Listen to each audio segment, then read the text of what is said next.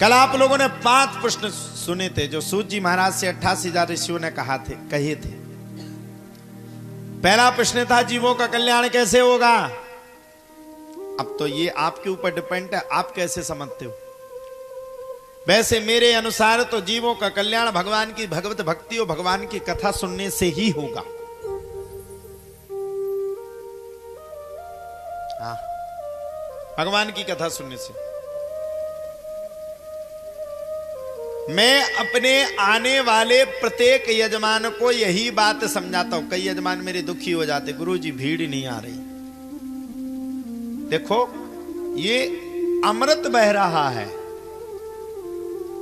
अब किसके भाग्य में ये अमृत है, ये क्लियर नहीं ना कि पूरा गांव ये अमृत को पी ले।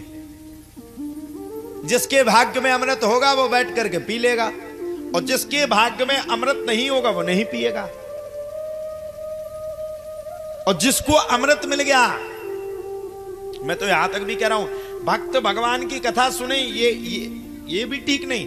हम तो कह रहे भगत भी भगवान की कथा सुने। भगत मतलब जो भागता हुआ जाए, जिसको कथा से दूरी हो। अरे भक्त तो सुन ही रहा जब तो वो भक्त बन गया। जो भगवान की कथा से दूरी बनाता हो, ऐसे लोगों को भी कथा परिसर में ला करके बैठाना चाहिए। आज नहीं तो कल नहीं तो परसों नहीं तो नरसों, कभी ना कभी तो भगवान की कथा को सुनेंगे, श्रवण करेंगे। श्रवणम कीर्तनम विष्णु। और एक बार आप लोगों ने गुटखा वालों को देखा? नहीं देखा। अब जो खाती होंगी उन्हें पता होगा। शुरुआत में अगर पड़ोसन को गुटखा, जो भी खाता हो, हमें ये पता नहीं कौन कौन खाता, लेकिन ये पता कि जितनी माताएं बैठी कम से कम इनमें से काफी जन खाती हैं। और नाम लेना उचित नहीं होगा, मैं नाम तो किसी का ले नहीं सकता। तो आपने देखा शुरुआत में जब तुम लोग गुटखा खाती तो पड़ोसन कितने अच्छे से लो खा ले जी, बढ़िया मजा आ जा। काहे? इसलिए खिलाती कि बेटा अभी फ्री का खा लो, महीना में सीख जाओगी तो खुद खाओगी और हमें भी खिलाओगी। तो गुटखा खा के तो तुम्हारे दांत खराब हो जाते, कैंसर हो जाता कई लोगों को।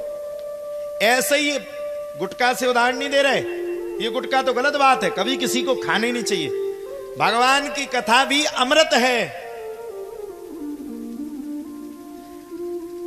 अगर अमृत को वास्तव में पाना चाहते हो तो पकड़ के लेकर के आओ। एक दिन मेरे कहने से सुनो, एक दिन जब उसको चटक लगेगी ना भगवान की कथा यहां से यहां है, महाराज जी ऐसे ऐसे सुनाते हैं, हम कह रहे गारंटी हो दूसरे दिन तुम्हारे आने से पहले आकर के बैठ जाएगा। बिना कहे बैठ करके भगवान की कथा को सुन लेगा, बिना कहे भगवान की कथा में अपने मन को लगा लेगा। अब क्या कहें, यहां जितनी माता या भाई बंधु बैठे, सबका मन नहीं लग रहा कथा में। कछु मन ही मन विचार कर रही, अरे वो तो सूदी सूदी कथा सुना रहा हो, कछु सुनाऊते ही नहीं है और कछु कथा ही नहीं है, वो तो सवाए। हमारी मजबूरी है, हमने पहले दिन कहा था ना, विप्रों के गांव में ज्यादा अगर हमने चुटकुला सुनाए तो ऐसा नहीं हमारी चुटकुला बन जाए, है? ऐसा ही एक मार्कंडेय पुराण है। एक चलो एक छोटा सा आप सबको सुना देते हैं चुटकुला। मार्कंडेय पुराण है, हिंदू धर्म में एक मार्कंडेय पुराण है। जैसे एक गांव में कथा हो रही थी यहीं इटाल कोटरा के पास में, अब पता नहीं वो कौन सा गांव था, कथा हो रही थी। अब उस पुराण का नाम था मार्कंडेय पुराण।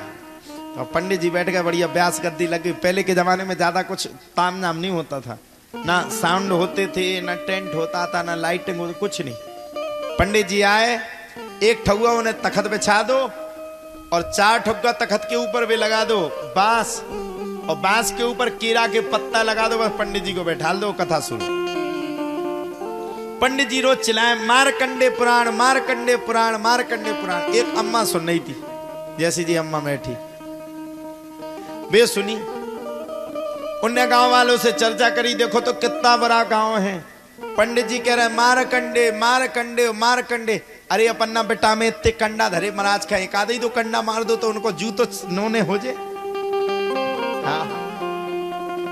दूसरे दिन अम्मा एक झाल में कंडा भर के ले गई। जैसे ही पंडित जी बोले मारकंडे पुराण, मारकंडे, सो अम्मा ने झाल में से कंडा निकाले, बोले ले कंडे ले कंडे। पंडित जी बोले ये क्या है? बोले तुम्हें तो चले आते रोज की, मार कंडे लो, अब कंडे कंडे लो। तो कभी कभी विचित्र घटनाएं भी होती। ऐसे ये गांव में कथा चल रही थी, पंडित जी ने 7वें दिन कथा करी, गांव वालों ने खूब मन से सुनी, लेकिन एक अम्मा एक टोकरिया बहुत अच्छे से सुन रही थी। 7वें दिन मन लगा करके सुनी। पंडित जी की दाढ़ी आ रही थी। अब हम लोगों की तो दाढ़ी है नहीं, बाबा है नहीं, पंडित जी की दाढ़ी थी। अम्मा बहुत अच्छे से सुने, जैसे पंडित जी दाढ़ी हिलाए वैसे अम्मा भी बहुत खुश। 7वें दिन कथा विश्राम हो गई। पंडित जी जैसे ही जाने लगे सो विदाई गीत गाने लगा, सो अम्मा खूब रोवे।